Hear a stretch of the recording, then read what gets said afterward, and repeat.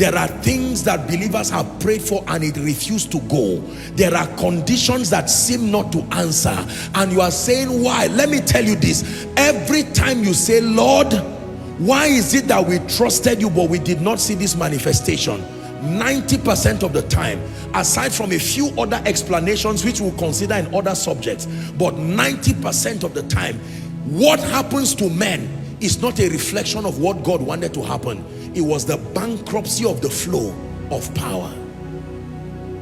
So the next time you say, God, use me, what you are saying is, God, expand me, expand me, expand me, so that when I stand before a sick person, there is enough channel of that power to flow. When I stand before somebody going through economic hardship, he can do whatever it takes to do humanly, but I can deposit something divine upon his head. Are we listening now? There are some of you seated here right now. Your loved ones are sick. You are having financial crisis. There are all kinds of oppression. Some of you, your sleep last night was a nightmare. I'm not glorifying Satan.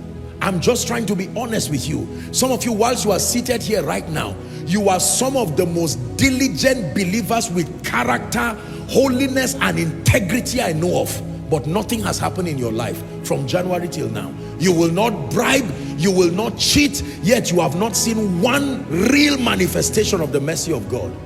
Something is wrong. Something is wrong.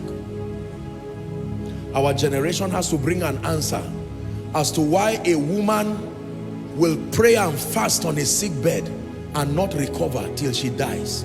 As to why somebody will say, I am a child of God, I will not take bribes, and he will remain poor till his children cannot go to school.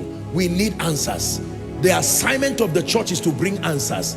If we keep fooling ourselves, shying away in irresponsibility, and just creating all kinds of pictures and making it look like it is problems of members, sooner or later they will leave us and go to seek whatever they feel can help them.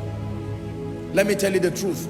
The church was designed to be a place of answers, and I challenge every servant of the living God, including myself, that while we commend ourselves for the little God is doing, we must be honest with ourselves. The world is asking questions we are either not hearing or being deafened by our arrogance over little, and we are not staying to get real answers. We need answers. Tell me why the cancer plaguing me does not seem to reduce after prayer, and yet the Bible says, by his stripes I am healed. Tell me why integrity does not seem to reward in my life. Tell me why I raise my child in the fear of the Lord and he becomes something else. Where else should I go for answers?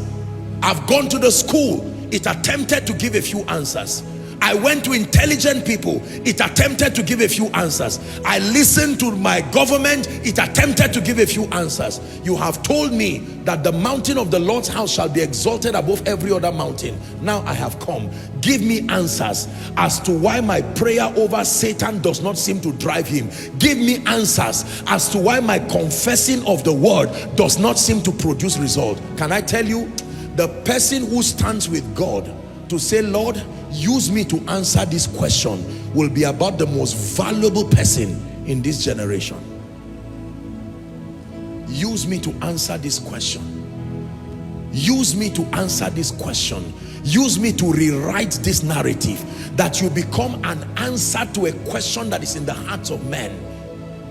Is it true that when we say, thus saith the Lord, it really comes to pass? All other factors being constant. You don't say yes, you prove it with your life by gaining power with God like Jacob, and then coming to multitudes and even nations and saying, thus saith the Lord. When you bring the results, you can teach us what you have done, and we can see truly that you have created a pathway for a generation to know God the more. I look forward to hearing genuine, verifiable cases of people who died before their time and were brought back to life, genuinely, not just by men of God, but by members they trained. That a lady will go home and say, my mom died and I know it is not her time, and I prayed and did engage this, and my mom coughed back to life and said, I was on my way going, but I heard your voice and you called me back. I look forward to hearing terrorists coming to church to testify that we caught somebody and we saw angels. Angels appeared physically and said, if you don't lose these people now, you will see the limitations of guns and bows and spears. And we decided to lead the people out, not just to deliver them. Can I tell you this sincerely? If the church does not attend to the needs that are confronting society, the church will be extinct. But not in my lifetime. Not in my lifetime.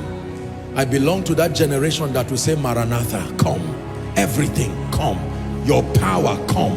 Your wisdom, come. Your glory, come. According to the power that worketh in us. Unto him be glory in the church. In and through Joshua Selman. So whilst you are seated here, you are not just becoming a believer to get a job, get promotion. You are receiving what empowers you and planting a hunger within your spirit.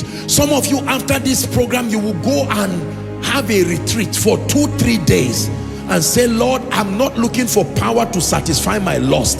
The kind of alignment I need to submit to for God's sake host more of you. Let it happen to me.